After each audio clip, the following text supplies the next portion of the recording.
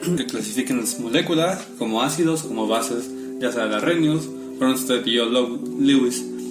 Este fue el primer video que les subí acerca de las teorías de ácidos y bases, así que vamos a resolverlo relativamente rápido.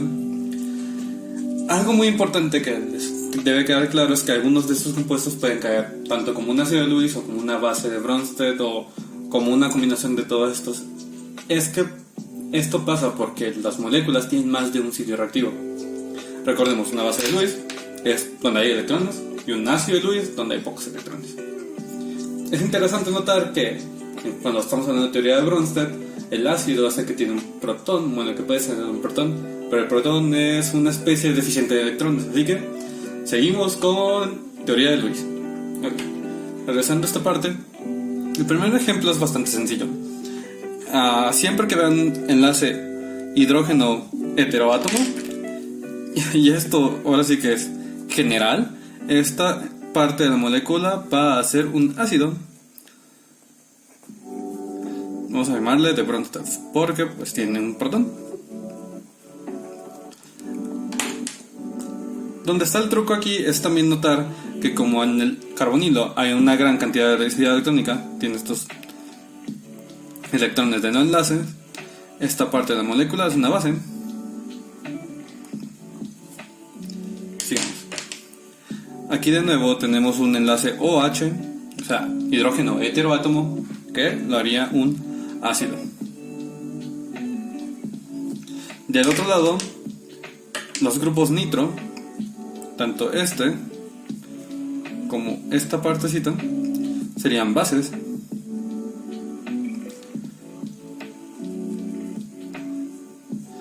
Vemos la base de Lewis, base de Bronsted, recuerden, las bases de Bronsted y de Lewis son iguales. Esta sería una serie de Bronsted. Aquí algo muy importante de notar es que el átomo de nitrógeno también tiene propiedades ácido-base. Si se dan cuenta, el átomo de nitrógeno tiene una carga parcial positiva. Bueno, ni siquiera es una carga parcial, es una carga formal positiva. Esto indicaría que es una especie deficiente en electrones, por lo tanto, sería un ácido según Lewis.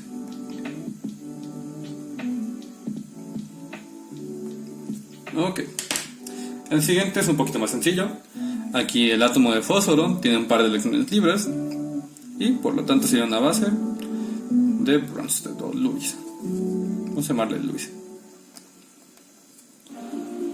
Lo siguiente es muy interesante, es la molécula de amoníaco. La molécula de amoníaco, ustedes sabrán que es una base bastante famosa por este par de electrones que tiene aquí el nitrógeno.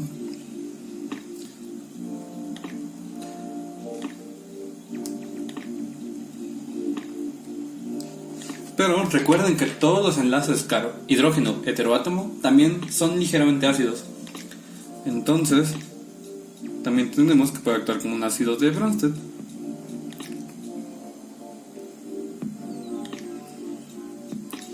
Aquí nos estamos metiendo de qué tan buen ácido, qué tan fuerte va a ser, solo queremos saber, pues, esta es una especie deficiente de electrones porque es un hidrógeno unido a un heteroátomo, por lo tanto va a ser ligeramente ácido. Aquí tenemos una especie de reactivo llamada carbocatión, tiene un carbono con carga positiva, obviamente deficiente de electrones, de hecho tiene un sexteto electrónico, entonces va a ser un ácido de Lewis.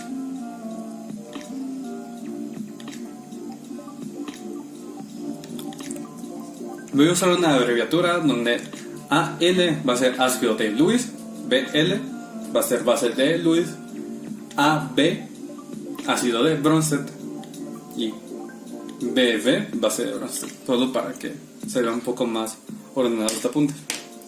El siguiente, el F y el G, es un par interesante, ya que si se dan cuenta son el mismo compuesto, bueno, son prácticamente el mismo compuesto, solo que uno tiene un protón unido al oxígeno y el oxígeno tiene una carga parcial positiva. Esto, enlace heteroátomo hidrógeno, va a ser ácido de Bronsted. Recordemos que en la teoría de Bronsted surge el concepto de par conjugado ácido-base. Entonces, cuando le quitamos este protón, estaremos generando la base conjugada, una base de Bronsted. Siguiente es la molécula de agua. La molécula de agua es anfifílica, como amfotérica, la verdad el término me tiene sin cuidado. Y es importante notar que por lo mismo el oxígeno va a ser ligeramente básico por sus pares de electrones libres, mientras que los enlaces OH, o sea, hidrógeno o heteroátomo, van a ser ácidos. En este caso sería un ácido tipo Bronsted, porque suelta directamente un protón. El inciso I es un trifluoruro de boro. Aquí el boro no tiene un octeto electrónico, por lo tanto es una especie deficiente de electrones, y además está unido a 3 átomos de flúor que son muy electronegativos y le roban densidad electrónica. Entonces definitivamente va a ser un ácido de Lewis. De hecho, va a ser un ácido de Lewis de los más fuertes y reactivos que tenemos. Aquí, por el otro lado, tenemos un átomo de carbono que tiene solo 3 enlaces, o sea, un átomo de carbono, 2 hidrógenos, y tiene un par libre. Es un átomo de carbono, una cosa poco electronegativa que está soportando la carga negativa. Entonces va a ser una base, y una base muy fuerte. Vamos a llamarle base de Bronsted, base de Lewis, la verdad, da igual. Siguiente. La siguiente es un catión metilamonio. Es el ácido conjugado de la metilamina. Y igual, tiene un enlace, bueno, tiene 3 enlaces hidrógeno heteroátomo. En este caso nitrógeno, por lo tanto, es un ácido de Bronsted. Después tenemos el tricloruro de aluminio. Si se dan cuenta, es muy parecido al trifluoruro de boro. Entonces no les debería extrañar que esto sea un ácido de Lewis. De hecho, probablemente el tricloruro de aluminio sea el ácido de Lewis más fuerte que te encuentras de manera común en la práctica. La siguiente es el clásico cloruro de hidrógeno. En sí mismo es un enlace hidrógeno heteroátomo, por lo tanto va a ser un ácido de Bronsted. El siguiente es un grupo ciano. Aquí el átomo de carbono tiene una carga negativa, por lo tanto va a actuar como una base de Bronsted. Y de hecho también el nitrógeno tiene un par libre de electrones, así que en general esta va a ser una base de Bronsted o base de Lewis, es lo mismo. Y de último tenemos al dimetilsulfuro. El dimetilsulfuro tiene 2 pares de electrones libres, los cuales actuarán como bases. La siguiente les pide que ordenen de mayor a menor la acidez de los siguientes compuestos. Aquí les estoy dando directamente el valor de pK. Lo único que tienen que hacer es ordenarlos del valor del más ácido, o sea, el que tenga el valor de pK menor, al menos ácido, el que tenga el pK mayor. Entonces, el menor es ácido clorhídrico con un pK de menos 8.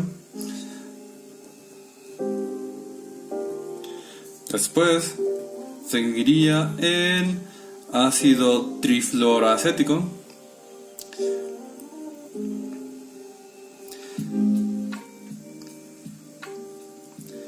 Después sería el ácido sulfídrico. Bueno, sería el ácido acético.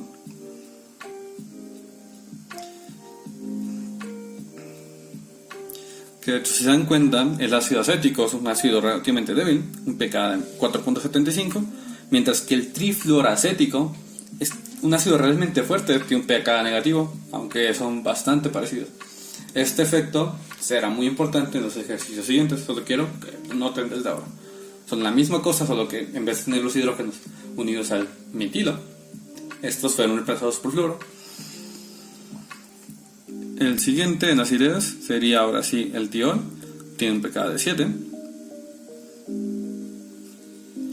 Después seguiría 7 la amina, bueno, el catión amonio.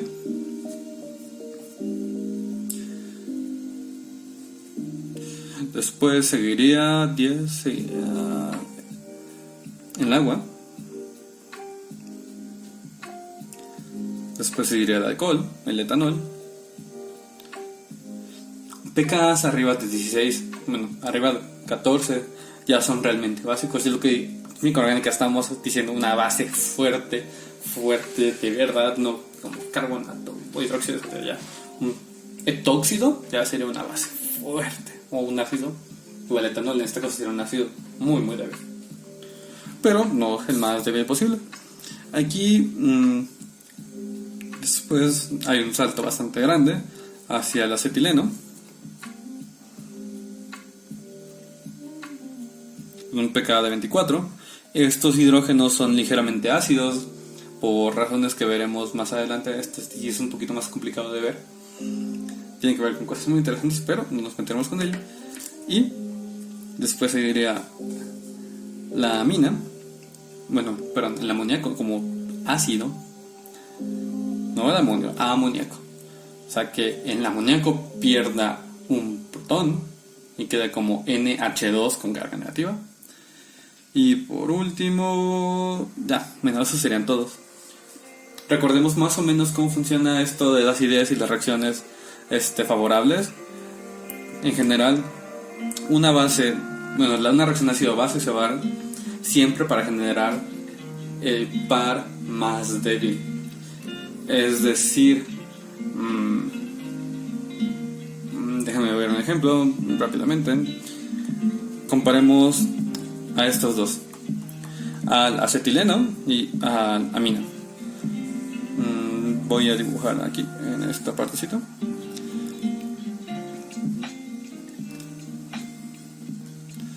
El acetileno puede desprotonarse para generar el ion acetiluro con una carga negativa. Esto tiene un pKa de P24.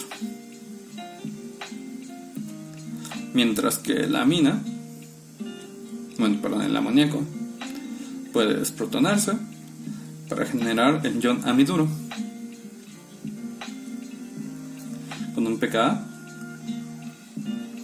de 38. De estos dos compuestos, el que es la base más fuerte es el amiduro. El amiduro es una base mucho más fuerte que el ion acetiluro. Por lo tanto, el amiduro, por ejemplo, el amiduro de sodio, podría desprotonar al acetileno para generar el ion acetiluro. La reacción inversa no va a pasar, porque si el acetiluro reaccionara con el amoníaco, tendría que producir el amiduro, que es una base mucho más fuerte, o sea, una base mucho más inestable. Esto lo debieron haber visto más o menos bien en su clase general 2. Entonces, esto es más bien un recordatorio. Lo siguiente es un ejercicio muy interesante y sencillo y conceptual, pero esto, si leyeron bien y hicieron su investigación bien, no, de los primeros temas no debió haberles costado tanto trabajo. Era determinar si los siguientes pares de estructuras son isómeros, es decir, compuestos que sí difieren en la forma en que están unidos, o simplemente formas resonantes del mismo compuesto, o su compuesto volteado, ¿no? Por ejemplo, el primer par. Tenemos una acetona. Ya en este punto deben haber visto sus grupos funcionales. Y un alqueno. Lo importante aquí que deben notar es la posición del alqueno respecto a la acetona. Si le damos a la posición 1, será la posición 2, entonces tendremos al alqueno en 2. La acetona es 1, 2, 3. Como el alqueno está en otra posición, sería un isómero. De hecho, sería un isómero estructural. El siguiente es un ácido benzoico, un benzoato. Y del otro lado tenemos algo que también se parece a un benzoato, ¿no? O sea, tiene igual un átomo de carbono unido a un doble enlace al oxígeno y el otro con una carga formal negativa. Doble enlace a oxígeno, carga formal negativa. El átomo se movió del lugar. Por lo tanto, y lo único que se movieron son electrones, y por lo tanto serían formas resonantes.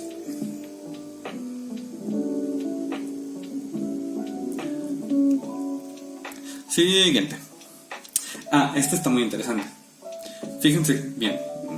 Para esto espero que ya hayan subido el video de resonancia. Pero aquí quiero que noten algo. Vamos a ver la conectividad que existe. Tenemos aquí un átomo de carbono, átomo de carbono, átomo de oxígeno, átomo de oxígeno.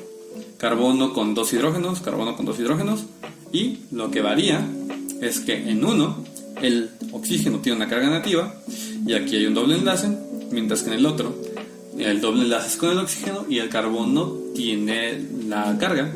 Aquí lo único que se movió los átomos no se movieron, lo único que se movió fueron las cargas.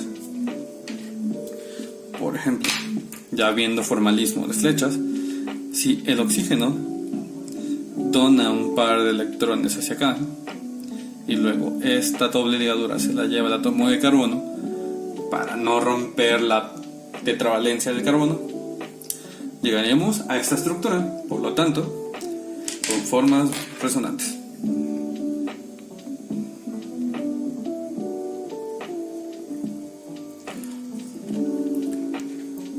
Ok, siguiente. Aquí tenemos algo un poquito truculento, inciso D. Tenemos carbono, doble enlace carbono, doble enlace oxígeno. Y este carbono está unido a dos hidrógenos. Aquí, hidrógeno, carbono, triple enlace carbono, oxígeno, hidrógeno. Si se dan cuenta, aunque parece que se mueven muchos electrones, pero aquí el átomo de hidrógeno, uno de estos átomos de hidrógeno se movió. Si un átomo se mueve de lugar, esto es un isómero, no una estructura resonante. Siguiente. Esto también es muy interesante. Es más o menos la misma conectividad. Si se dan cuenta, mañosamente no moví del lugar, entre comillas, al hidrógeno. O sea, la imagen está en el mismo lugar. Parece que lo único que se movieron fueron los enlaces, pero no. Cuando se tienen que romper enlaces sigma, por enlace sigma me refiero a este enlace sigma, para llegar a otra estructura, ya no estamos hablando de resonancia. En resonancia solo se mueven los electrones pi y los electrones que están en orbitales p base, puros. Aquí, si se rompió el enlace sigma, son isómeros. Que de hecho, si vieron por ahí, a este tipo de isomería en particular se le conoce como tautomería. El siguiente es algo muy interesante. Tenemos un grupo metilo, átomo de carbono. Aquí voy a hacer muy completo con esto, voy a poner sus pares de electrones libres a todos. Espero que se alcance a ver en la imagen. Si no, espero que ustedes se lo imaginen dónde va cada par. Perdón, aquí tenemos átomo de oxígeno, doble enlace carbono. Y aquí tenemos el nitrógeno con su par libre, todo normal. En el otro, el nitrógeno ya no tiene su par libre, pero el átomo de oxígeno ahora tiene la carga negativa y el que tiene el doble enlace es el nitrógeno. O sea, todos los átomos están en su lugar, lo único que cambió fue los electrones, que de hecho podemos construir un formalismo de empuje de flechas para llegar de una estructura a la otra. Si el nitrógeno donara su par de electrones al átomo de carbono y luego, para no romper la tetravalencia del carbono, el oxígeno se llevará un par de electrones del enlace pi, llegaríamos a la estructura correspondiente. Por lo tanto, son formas resonantes.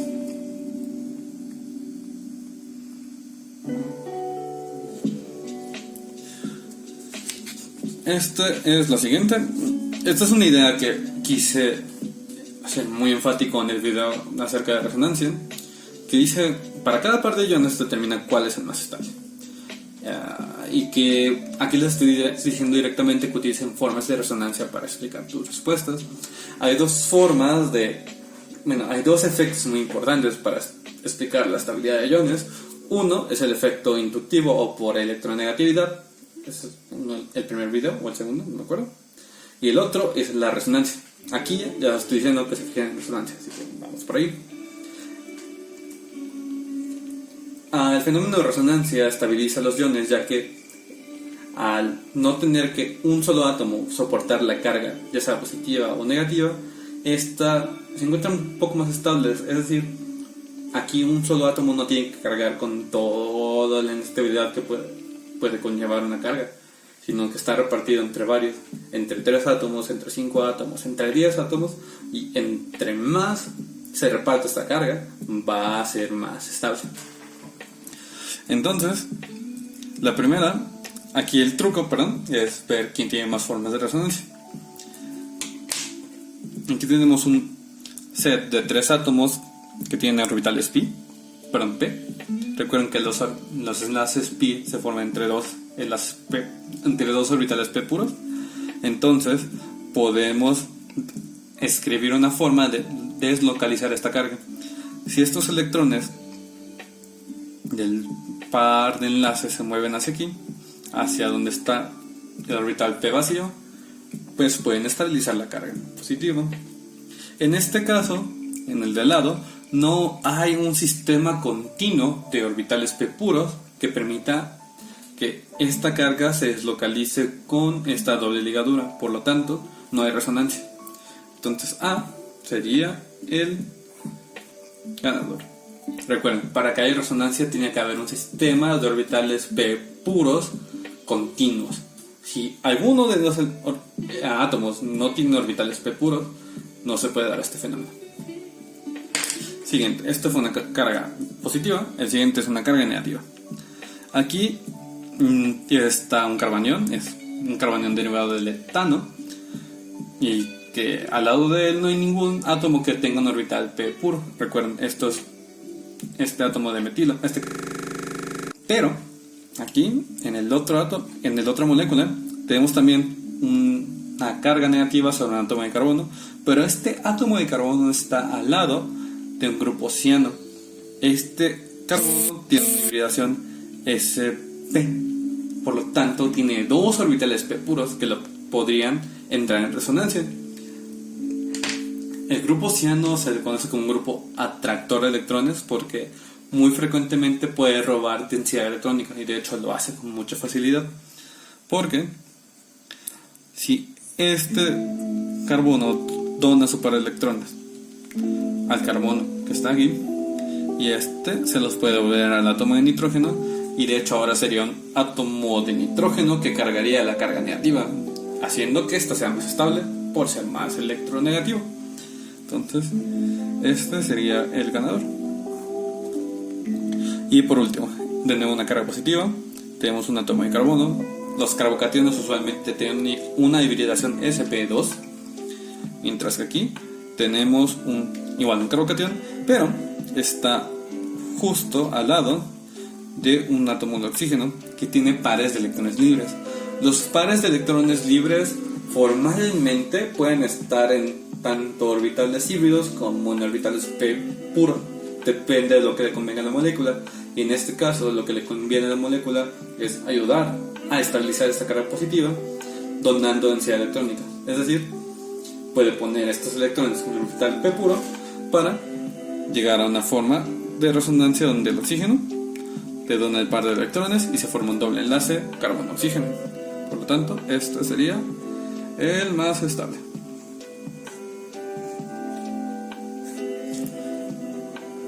Ok, estos son los conceptos básicos acerca de la estabilización por resonancia que podemos ahora expandir hacia nuestro conocimiento sobre ácidos y bases.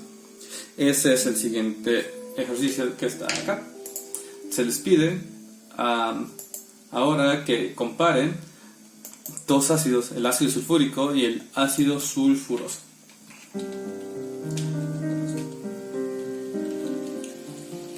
Vamos a dibujar primero las estructuras de Lewis de los ambos ácidos.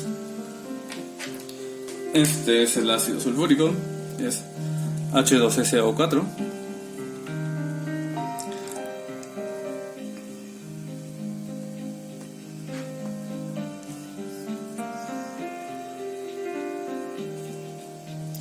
Y este es el ácido sulfuroso, H2SO3.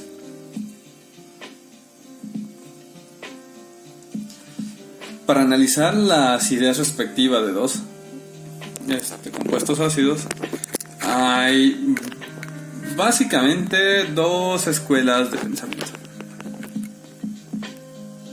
Una es más formal y probablemente más correcta, y la otra es un poco más sencilla de entender en términos más prácticos, por ejemplo usando resonancia. Como les decía, hay dos formas de analizar los efectos de la densidad electrónica en esto. Uno es por los efectos inductivos a través de los enlaces y otro es a través de fenómenos de resonancia. Lo malo es que para ver fenómenos de resonancia esto solo es obvio cuando hay alguna carga que podamos deslocalizar. Cuando no hay cargas presentes es más bien difícil hacer este análisis. Pero podemos analizar a las bases conjugadas y recordar que, de acuerdo a esta concepción de pares conjugados, si una base conjugada es débil, significa que el ácido va a ser fuerte.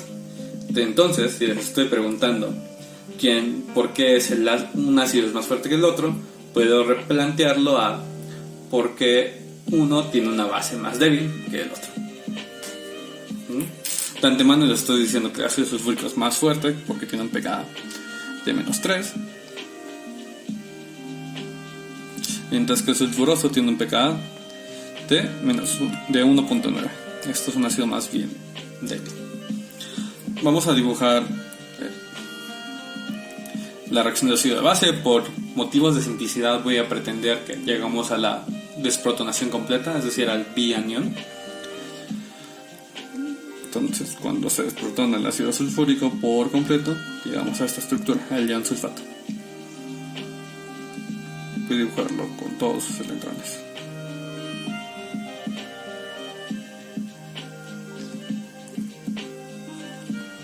Formalmente en esta estructura que estoy dibujando, la carga está sobre estos oxígenos que son los que tenían la carga negativa. Recuerden, un oxígeno con un solo enlace y 6 electrones libres va a tener una carga negativa, mientras que un oxígeno con 2 enlaces y 2 pares de electrones libres van a ser neutros. Vamos a dibujar también a la base conjugada del ácido sulfuroso.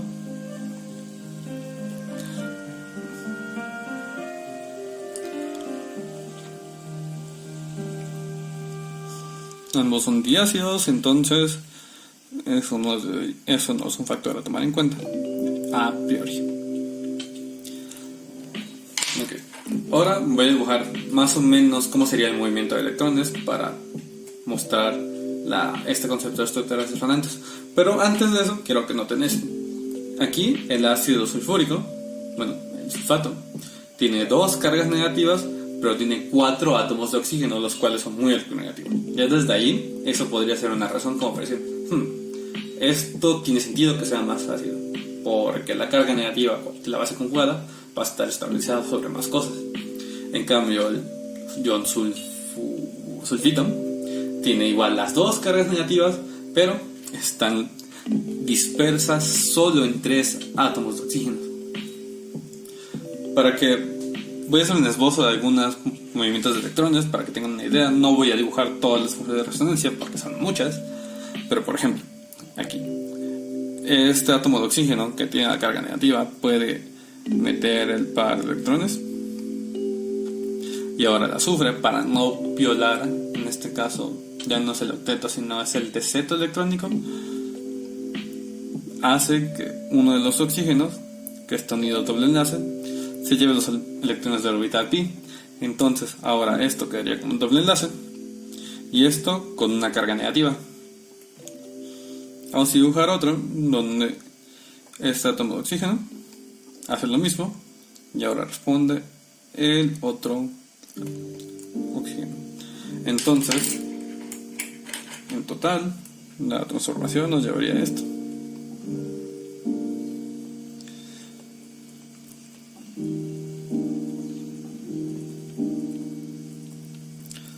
Lo importante que quiero que noten es que existe una forma de hacer que las cargas negativas estén sobre todos los átomos de oxígeno. Ahora sigamos con el análisis del ion sulfuroso. Aquí este truco de que el oxígeno deslocalice la carga solo puede hacerlo un oxígeno a la vez. Es decir, a diferencia de aquí, donde los 2 oxígenos podían meter el par y los oxígenos que están aquí unidos por los enlaces sacarlo, aquí solo puede hacerlo una vez. O el de la derecha mete el par y va para arriba, o el de la izquierda mete el par y va para arriba. El punto es que aquí solo un átomo de oxígeno va a estar estabilizado a la vez. es decir, sin carga.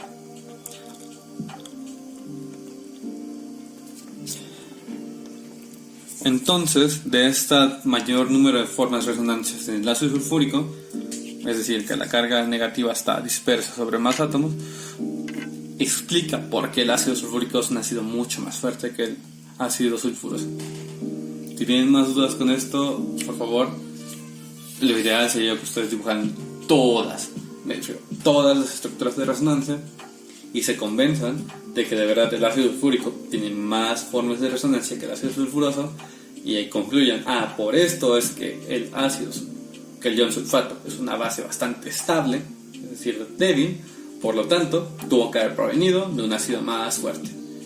De la misma manera, el ácido sulfuroso es el ion sulfito, el anión del ácido sulfuroso, al tener menos estructuras de resonancia es una base menos estable, por lo tanto tuvo que haber provenido de un ácido un poco más fuerte, el ácido sulfuroso. Esto es un poquito enredado porque estamos haciendo la relación entre estamos hablando de bases conjugadas y relacionado con la fuerza del ácido. Esto puede ser un poquito complicado hacer la conexión entre estas dos teorías y estar hablando de esto, y pueden caer en la tentación, una tentación muy válida y tal vez más correcta y formal, de intentar explicar la acidez de un compuesto viendo solo la estructura del ácido. Y para esto tenemos que echar mano más bien de la parte de los efectos inductivos. Y esto es definitivamente más complicado, pero voy a intentar explicarlo lo mejor posible. Tal vez a algunos se les haga más sencillo. Voy a dibujar aquí el ácido sulfúrico, más grande.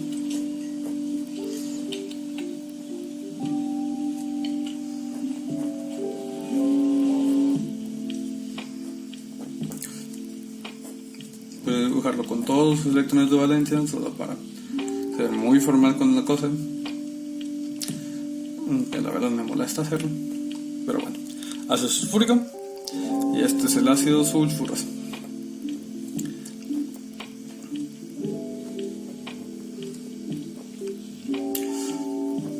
Para hacer este análisis directamente con el ácido libre, o sea, sin tener que analizar la base conjugada y luego hacer estas consideraciones de resonancia, vamos a analizar con mucho cuidado los dipolos que existen en estas moléculas. Recordemos que las teorías de ácido base al fin y al cabo es lo mismo. Podemos usar la teoría de Lewis, que es la más completa para explicar estos fenómenos. Recordemos que según Lewis, entre menos electrones tenga un átomo, más ácido va a ser. Y por átomo puede ser cualquier cosa, desde oxígeno, flúor, oro, plata y protón, que es el ácido de Bronsted clásico. También podemos analizarlo como un ácido de Lewis en el sentido de que pues, tiene pocos electrones. Entonces, aquí está el truco. Aquí tenemos el azufre. El azufre tiene una electronegatividad de 2.5. El oxígeno tiene una electronegatividad de 3.2 me parece, y el hidrógeno 2.2, algo así. Los valores cambian de referencia a referencia. La verdad es un poquito raro hablar de electronegatividad, a veces está un poco mal definido, y esto es porque la electronegatividad cambia para cada átomo dependiendo a lo que está unido. Es decir, puedes tener 3 átomos de carbono, pero si están unidos a diferentes cosas van a ser un poco más electronegativos, y estos valores en general son un promedio, entonces es un revoltijo. Pero lo que quiero que notemos es que el azufre es menos electronegativo que el oxígeno, y el hidrógeno es menos electronegativo que todos ellos. ¿Okay? Entonces vamos a hacer este análisis desde el átomo de azufre inicial.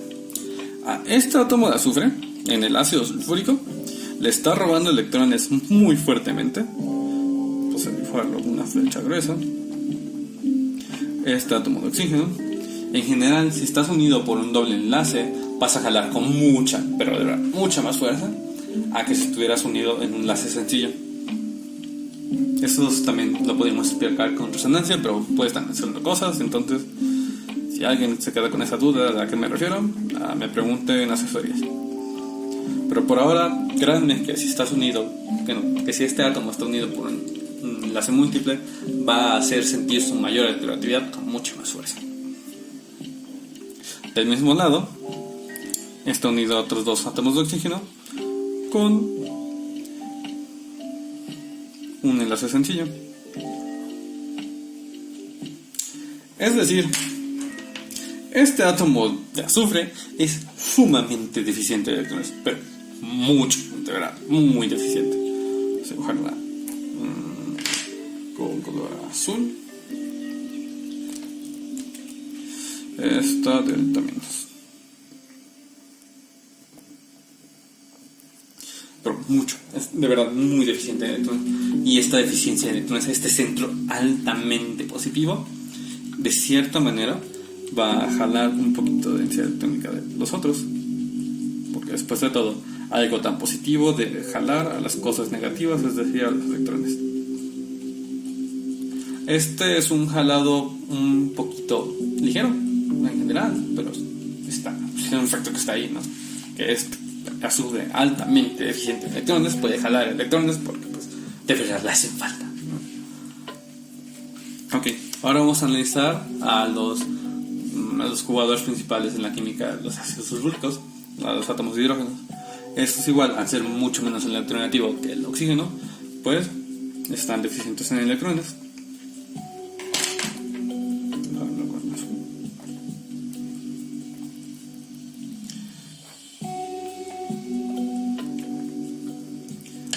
Pero aquí quiero que noten algo muy interesante. Al ser este átomo de azufre tan deficiente en electrones, le está quitando electrones al oxígeno, y el oxígeno, al ser más electronegativo, pues está como que esto no puede ser, tengo que recuperar electrones porque me gustan mucho, se los voy a robar ahora con más fuerza al átomo de hidrógeno que estoy unido. Es decir, como a mí no me están dejando robarle electrones con tantas ganas al azufre, se los voy a robar con más violencia al hidrógeno. ¿Y qué significa esto? Que tenemos un átomo de hidrógeno aún más deficiente de electrones. Está hiper deficiente de electrones. Vamos a compararlo ahora con el ácido sulfuroso. El ácido sulfuroso igual tiene un enlace doble azufre-oxígeno, lo que hace que tenga un dipolo muy grande positivo aquí. El ácido sulfuroso de hecho tiene un par libre en el átomo de azufre, entonces eso ya debería estar diciéndoles algo. Pero sigamos con este análisis.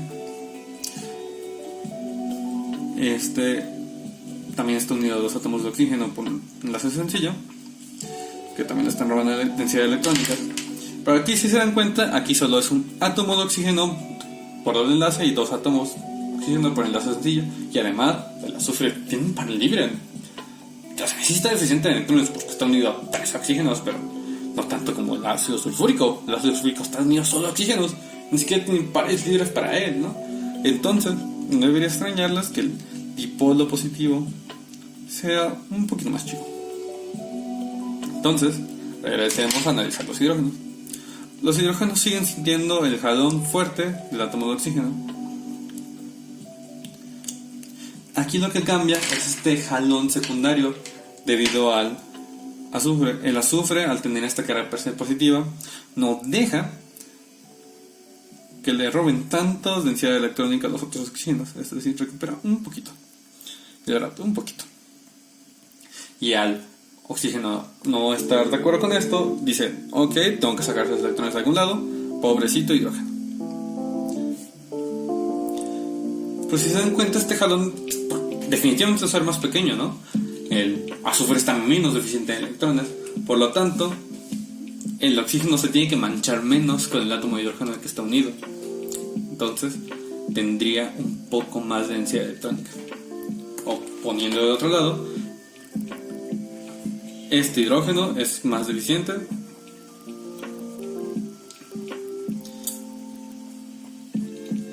de electrones que este. Y esto es porque hay menos jalón adicional. O sea, la presencia de este átomo de oxígeno. De hecho, es un enlace de sulfóxido, si no me equivoco, sulfonilo en realidad. Este grupo funcional, doble enlace azufre-oxígeno, se le conoce como sulfonilo. Este sulfonilo extra es un elemento adicional de atractor de densidad electrónica, por lo tanto hace que todo sea más ácido. Esa sería la explicación, un poco más larga, tal vez un poco más enredada, porque son los efectos inductivos donde tienen que pensar cómo un tipo lo afecta a los demás alrededor de la cadena, pero francamente creo que esta es la respuesta más correcta. Es más correcto hablar de la reactividad respecto a la estructura inicial y no respecto al producto, aunque eso es una herramienta mucho más fácil de analizar. Es más fácil analizar el producto y decir, el producto es más estable, por lo tanto va a ser una reacción más favorable, o sea, va a ser más ácido, a ponernos a analizar cuidadosamente toda la estructura, aunque les digo, muy formalmente, o sea, siendo muy especiales, esta sería la explicación correcta, no la anterior. Pero para fines prácticos, la anterior es increíblemente buena de concepto y funciona y está bien. Son solo cuestiones conceptuales muy finas que la verdad ni se preocupen, pero no voy a quitar el caso y que a ustedes les convence más esto que estar pensando en formas de resonancia de las bases conjugadas, y pues las dos explicaciones son bastante buenas y muy aceptables. Sigamos.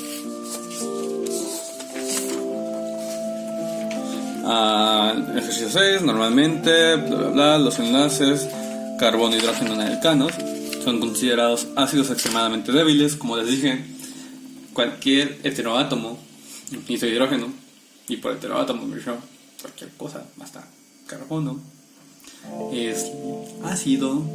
Claro, entre más alternativo sea el otro átomo, más ácido va a ser. Entre carbono y hidrógeno no hay mucha diferencia. Entonces, pues sí, son extremadamente débiles. pK de 50, de hecho probablemente sean las bases más fuertes que existen,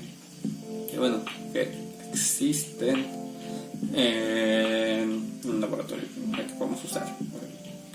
Teóricamente, probablemente existen bases más fuertes, no sé, el anión superóxido que tiene oxígeno con 9 electrones y rompe el octeto, no sé, probablemente sea más básico, pero pues eso es ya un poco ciencia ficción.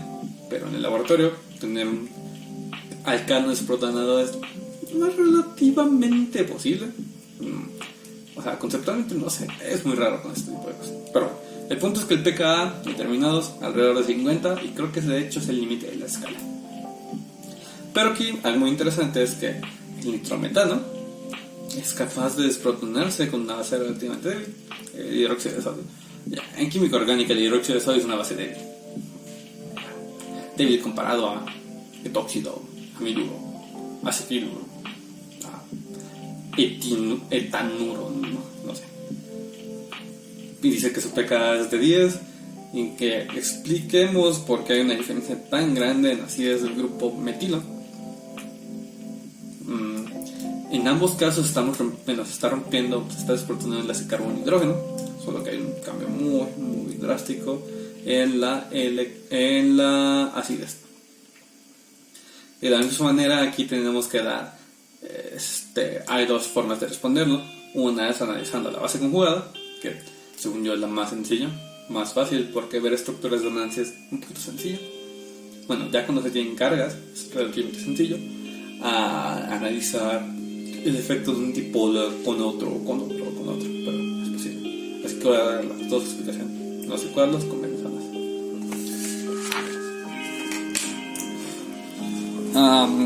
Supongamos que el alcano que voy a comparar va a ser el etano, CH3, CH2, H, que se desprotona entre comillas para generar el anión etanuro, que de hecho no sé si etanuro es el nombre correcto. Mira, carbanión de etano, pero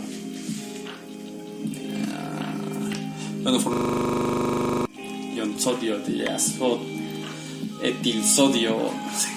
Esto es muy raro ya, porque ni siquiera ustedes sean estables. Pero bueno, dejando ese detalle de lado, supongamos que tenemos esta estructura, mientras que el nitrometano Voy a dibujar la estructura de Lewis más o menos completa. Este es el grupo nitro. Tenemos un átomo de nitrógeno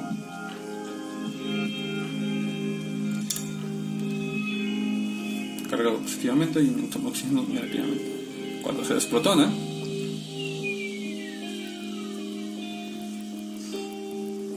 tenemos un carbono cargado negativamente y el grupo nitro.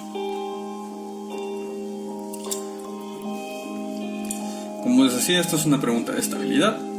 Sí, en este punto espero que puedan decir sin problemas que esta es una base más inestable que esta. Y esta es más estable, pues, porque existe una forma de resonancia en la cual el carbono puede meter su par electrónico.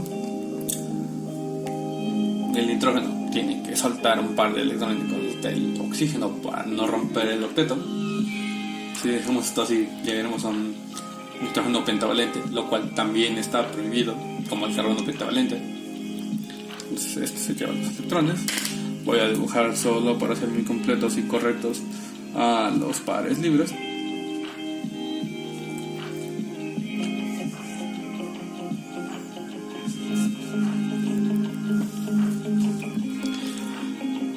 Entonces tenemos una estructura de resonancia donde ahora es un átomo de oxígeno muy suertudo que se está llevando un par de electrones. O sea, se está quedando con una carga negativa, que, aunque si recuerdan es un átomo muy alternativo, entonces él feliz de la vida.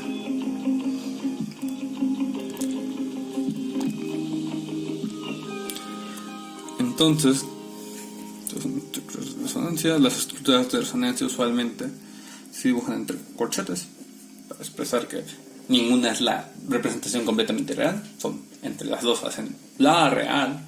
Pero el punto aquí interesante es que mientras que el etano, el etanuro, no tiene dónde estabilizar por resonancia la carga negativa, lo cual hace que esto sea muy inestable, por lo tanto una base muy fuerte y este un ácido extremadamente débil por consecuencia. Aquí no, aquí la carga negativa se va a estabilizar con bastante facilidad sobre el grupo nitro. Entonces, pues sería una base más estable, por lo tanto un ácido más fuerte. La presencia de estructuras de resonancia adicionales nos habla de la estabilidad del compuesto. La otra forma de verlo, sin ver la base conjugada, sería analizar dipolos. Recordemos, según Lewis, un ácido va a ser algo que tenga pocos electrones y una base algo que tenga muchos electrones. Pero aquí solo estamos hablando de ácidos, entonces olvidemos la de las bases. Lo importante aquí también recordar es electronegatividades. La electronegatividad del carbono es 2.5, la del hidrógeno es 2.2, la del nitrógeno es 3.1 me parece, y la del oxígeno es 3.5.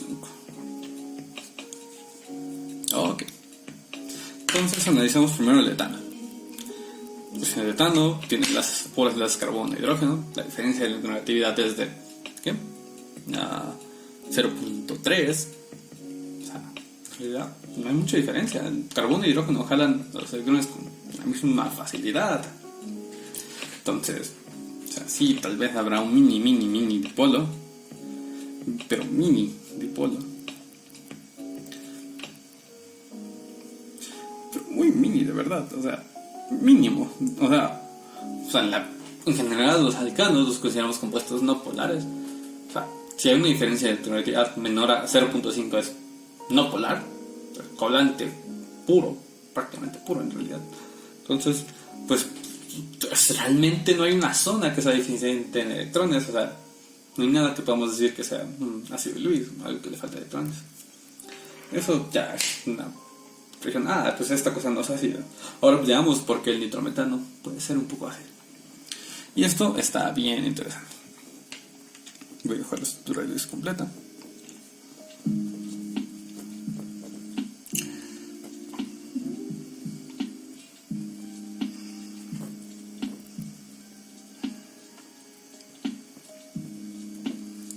Esto tiene cargas formales, un oxígeno tiene una carga formal negativa y el otro tiene una carga formal positiva. Y aquí vamos a empezar analizando desde el grupo nitro, porque desde ahí pueden imaginarse que viene el desmadre. Primero que nada tenemos un enlace nitrógeno-oxígeno doble enlace. Como les dije anteriormente, si está unido por dos enlaces, el efecto de mayor neutralidad va a ser mucho más fuerte. Entonces va a haber un dipolo positivo enorme aquí. Y otro lado es un enlace sencillo, sí, pero va a ser también un dipolo bastante grande. Y muy interesante aquí, el nitrógeno, un elemento electronegativo bastante evolutivo, relatividad de 3, es tan electronegativo como el cloro. De hecho, yo creo que es un tantito menos, pero no mucha diferencia. Tiene una carga parcial positiva, o sea, eso es inaudito. O sea, es algo que le gustan muchos electrones, pero está uniendo algo que le gustan más y se los está robando. Obviamente este nitrógeno está induciendo que los átomos de carbono a su alrededor, quitando electrones por donde puede, y el único donde puede ganarle en esta competencia de electronegatividad es esa de carbono. Entonces el nitrógeno en sí mismo va a jalar con gran fuerza a los electrones de carbono. Por lo tanto, este átomo de carbono va a tener en realidad una gran delta positiva. Es decir, de nuevo, al nitrógeno le están haciendo bolita dos átomos de oxígeno. De hecho, uno con un enlace doble, dejándolo increíblemente pobre de electrones. Y se los va a sacar a quien pueda. Y a quien puede sacárselos es el carbono. Y lo va a hacer con todas sus fuerzas. Existe algo que se llama electronegatividad de grupo. Es decir, como cada elemento en particular tiene un valor de electronegatividad. Por ejemplo, el flúor tiene 4, el oxígeno tiene 3.5, el hidrógeno 3, el nitrógeno 3, el carbono 2.5. Existe algo que llamamos electronegatividad de grupo. Es decir, a ciertos grupos funcionales, a ciertas estructuras discretas, por ejemplo el grupo nitro o el grupo ciano, les asignamos valores de electronegatividad. Es decir, ellos dos juntos, cómo se comportarían como si fueran un elemento. Y la cosa más electronegatividad que existe en química orgánica es el grupo nitro. El grupo nitro, si lo ponemos en la escala de Pauling, tiene una electronegatividad de como de 10. Recuerda, el flúor tiene solo 4. Entonces su efecto va a ser muy grande. Entonces va a haber un dipolo positivo grande aquí, y este dipolo positivo atraerá ahora a las cargas negativas cercanas, y pues el carbono, la única cosa que hay aquí que sea más electronegativo que él sería el hidrógeno. La única cosa que le puede quitar electrones a los hidrógenos vecinos. Entonces pues lo va a hacer.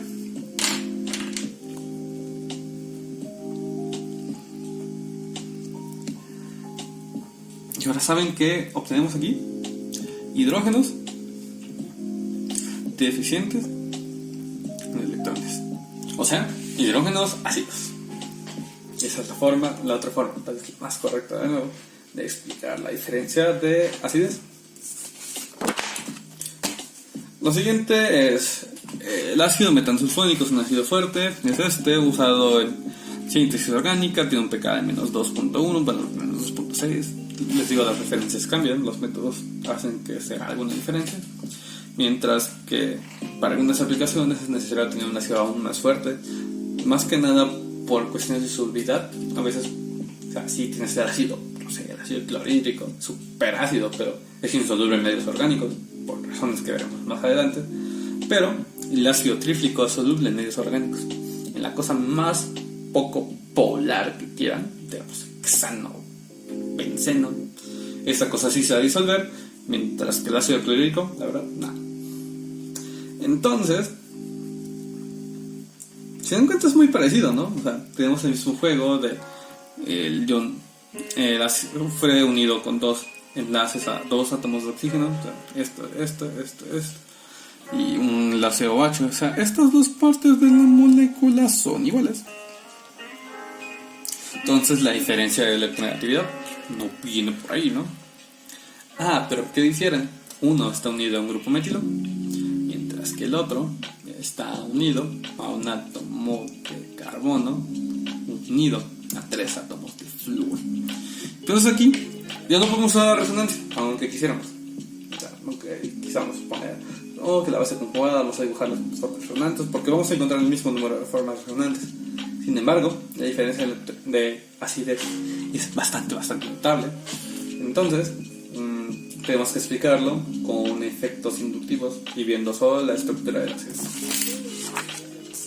Vamos de nuevo. Este es el ácido.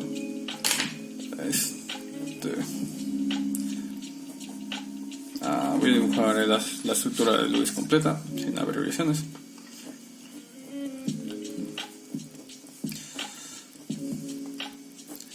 Este es el ácido metanosulfónico. Vamos a dibujar el grupo sulfónico.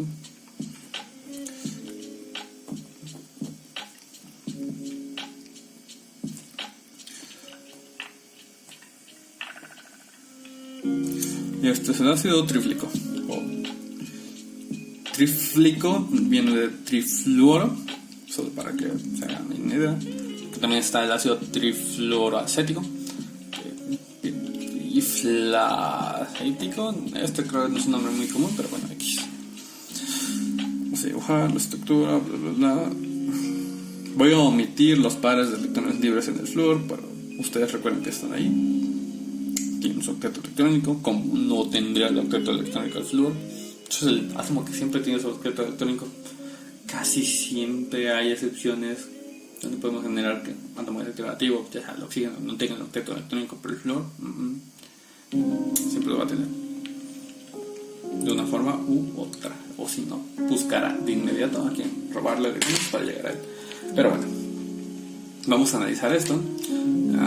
Vamos a analizar primero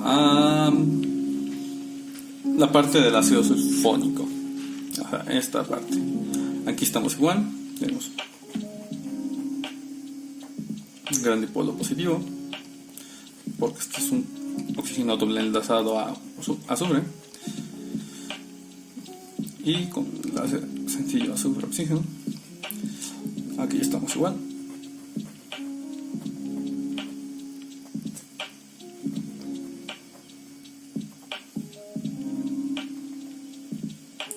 Entonces tenemos un azufre con una carga parcial positiva en ambos lados. Pero quiero ahora que analicemos al sustituyente. ¿Qué cambia? Aquí tenemos un grupo metilo. El átomo de carbono, recuerden, es un poquito más electronegativo que el hidrógeno. Entonces, pues, ligeramente le va a robar un poquito de electrones. Ligeramente le va a robar aquí. Ligeramente le va a robar acá. Entonces va a tener una carga no lineal de parcial positiva, parcial negativa. Porque aquí hay algo muy importante. El azufre es un poquito, no que casi nada, más negativo que el carbono, pero sí lo suficiente como para hacer un pequeño dipolo.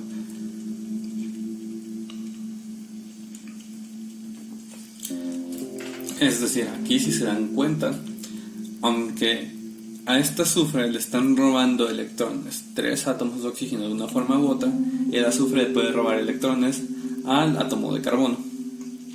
Entonces la penalización hacia el protoncito va a ser un poquito más.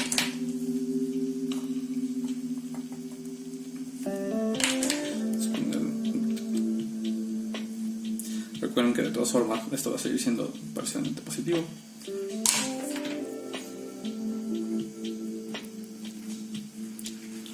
Ahora analicemos el otro. Es un átomo de carbono unido a 3 flúor. Los flúor son mucho más negativos que el carbono. Es 4 contra 2.5, una diferencia de 1.5. Si recuerdan, la frontera entre el enlace covalente polar y el enlace iónico es 1.7. Esto está casi a punto de ser una sal.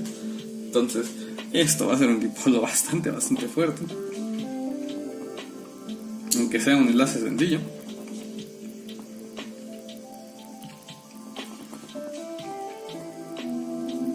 Entonces vamos a tener un átomo de carbono que es sumamente deficiente en electrones, pero muy deficiente.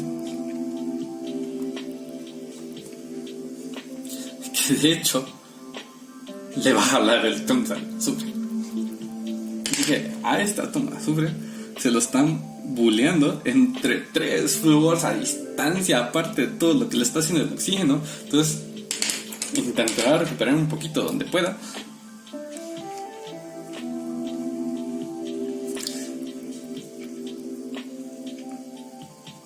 Pero estoy dibujando al revés.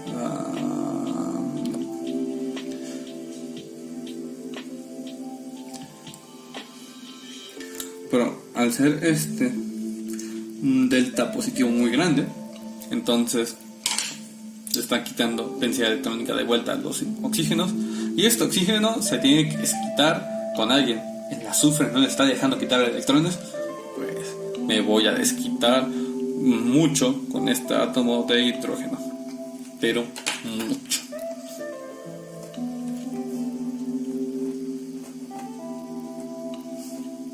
Entonces, aquí este oxígeno le está quitando un poquito. O sea, le está quitando normal que le quiten un hidrógeno, más intentando recuperar las pérdidas del azufre, bueno, debidas al azufre, mientras que aquí está intentando recuperar todo el efecto de la densidad electrónica que le robó el grupo trifluorometilo al azufre. Y eso va a ser muy grande, ocasionando esta diferencia enorme en acidez.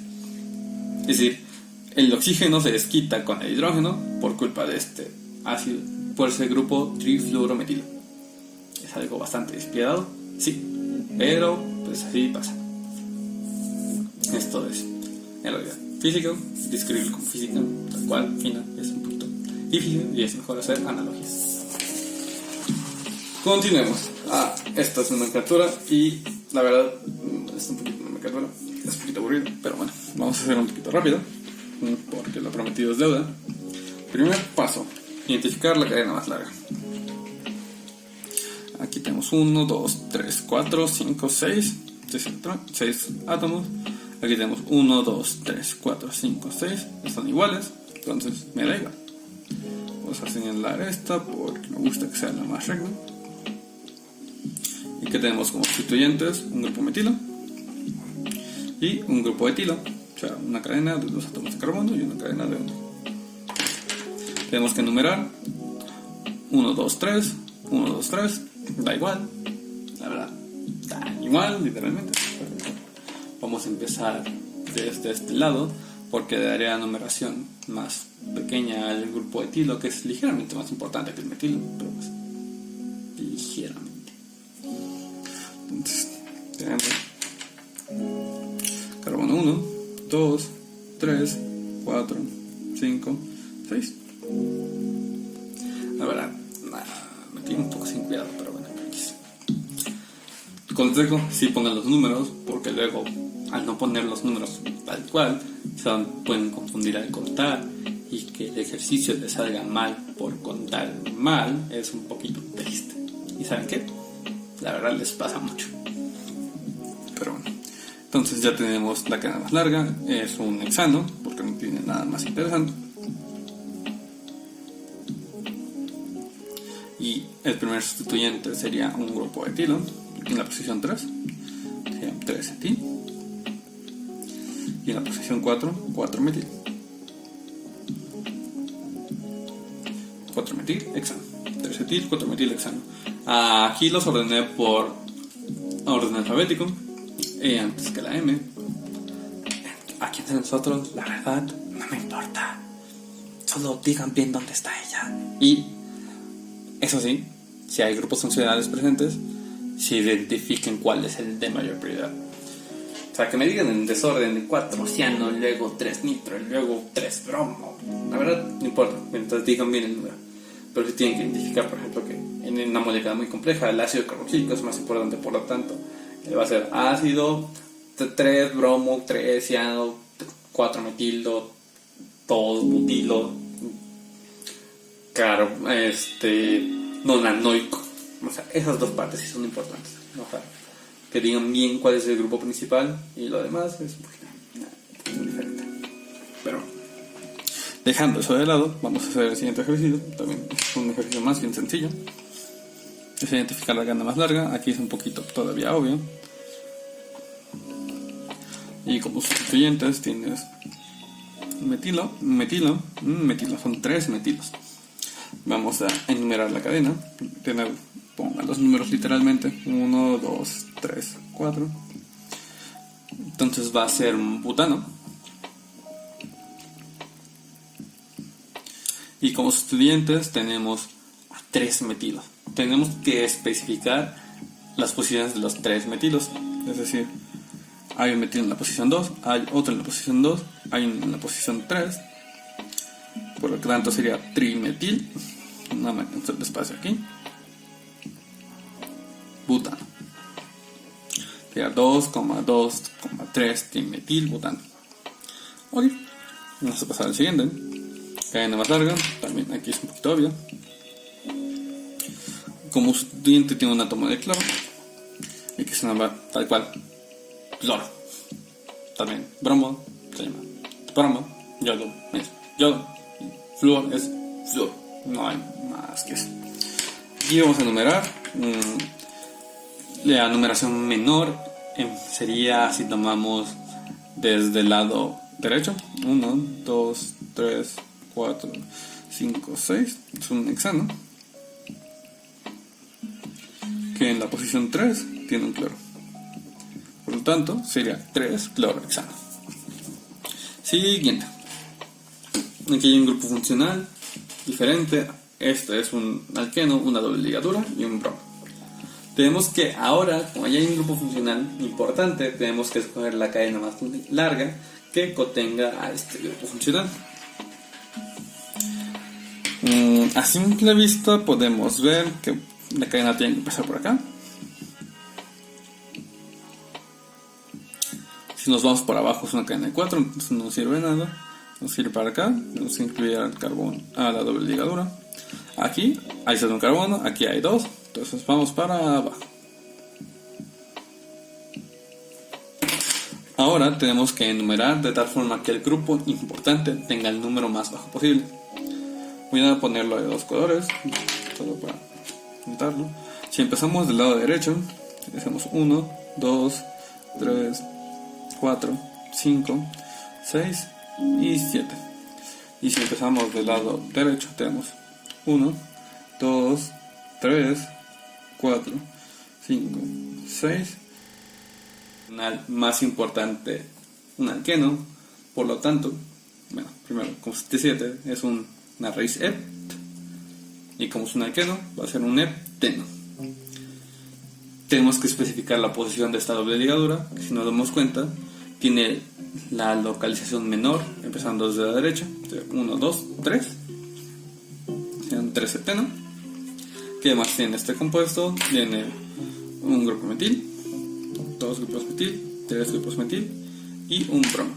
El bromo es B de bromo, entonces está antes en el alfabeto. Entonces empezamos ahí.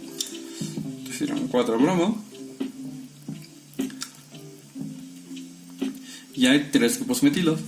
Uno en la posición 2, otro en la 3 y otro en la 5. Trimetil, 3 hepteno. La siguiente era probablemente el más complicado, pero hay algunos trucos que espero que hayan encontrado investigando. Y que es que hay algunas cadenas alquílicas que tienen un nombre común, entre comillas, para algunos sustituyentes. Entonces, número 1, vamos a encontrar la cadena más larga. Por razones de ya no voy a poner a revisar todas las cadenas, voy a empezar a decir que son más obvias. Sería empezar por acá. Hay un alqueno, hay que incluirlo. Aquí todavía sigue siendo obvio que la cadena más larga es por acá. Por acá. Vamos a mover un poquito esto. Y aquí viene una bifurcación importante.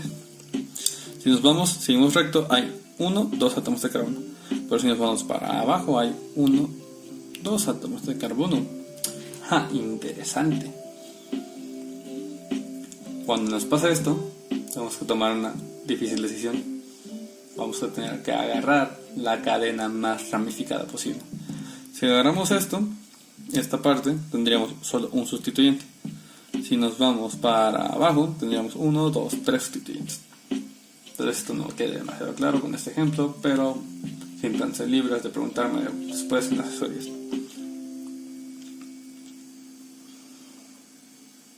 Voy a elegir esto como canal principal. Vamos a enumerar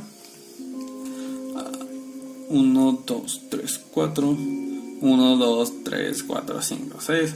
Obviamente empezamos desde la izquierda.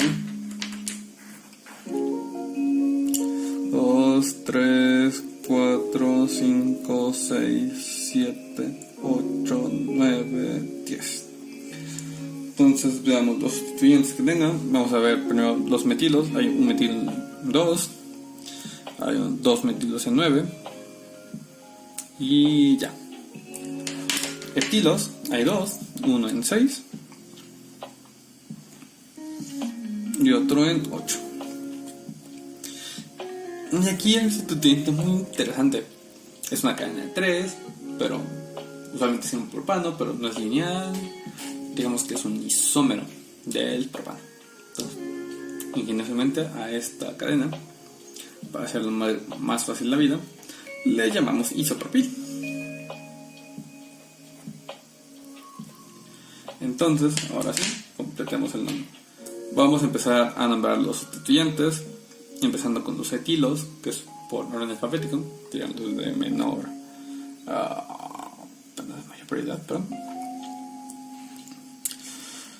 Sería 6,8 dietil.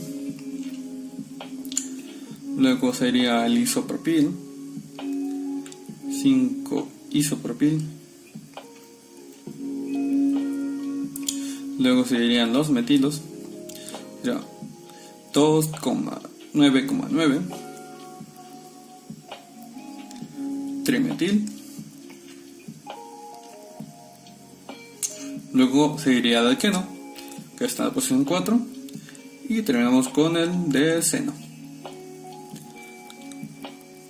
¿Entenderán? Esa es la última parte de la nomenclatura y terminamos con los isómeros posibles del pentano y un nombre sistemático, un nombre UPAC. Voy a empezar con el primero, el más sencillo, el N-pentano, luego pentano. Si movemos este carbono aquí no cambiamos nada, tenemos que moverlo hasta acá.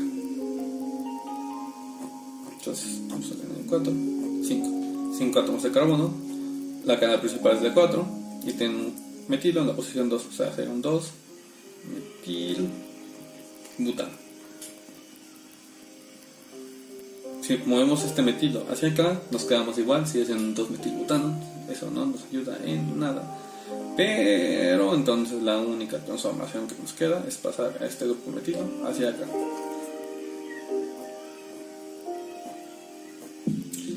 Entonces nos quedarían dos grupos metilo. En la posición 2, 2,2 dimetil. Y la cadena principal sería propano. A este se le conoce coloquialmente como N-pentano. A este se le conoce como isopentano. Y a este último como neopentano. Y hasta aquí sería la serie de ácidos y bases y un poco de nomenclatura. Y espero que puedan usarla para resolver las dudas que tengan y las respuestas. Intentaré hacer los comentarios en sus tareas cuando esté revisando, aunque probablemente sea más un número que vayan a ver, porque revisar a conciencia todas sus tareas es un poco complicado. Intentar hacer el mejor esfuerzo, pero con esto pueden guiarse para saber en qué estuvieron mal o no. Si tienen más dudas, estoy disponible. Mi sesión de asesorías los miércoles a las 5. Les mando el link por el chat de WhatsApp que tenemos unos minutos antes. Y siéntanse libres de mandar mensaje directo a mí o a la profesora o a David si tienen más dudas con algún ejercicio específico. Espero haber podido aclarar algunas de sus dudas o también haber generado más. Eso también es una buena noticia. A veces el no tener dudas es significado de que no pensaste lo suficiente, y tener dudas es de hecho bueno, es que estás reflexionando. Entonces no se sientan mal por tener dudas, es probablemente la parte más importante de aprender. Si no hay dudas, probablemente puede que ni lo estés reflexionando bien. Claro, podrías no tener dudas porque no entendiste. Y eso también es de celebrarse. Pero bueno, hasta aquí este video. Se lo subiré en algún momento. Hasta luego. Creo que va a salir antes que el video de resonancia porque los videos de conceptos si los edito con más ganitas. A estos no, porque sería muy complicado, me tomaría demasiado tiempo. Entonces probablemente se esté subiendo a una hora rara en la madrugada porque sí. Y los estaría viendo el miércoles en asesorías y si la situación no se va para indefinido, el miércoles durante la clase. Espero que se encuentren bien y nos vemos pronto. Hasta luego.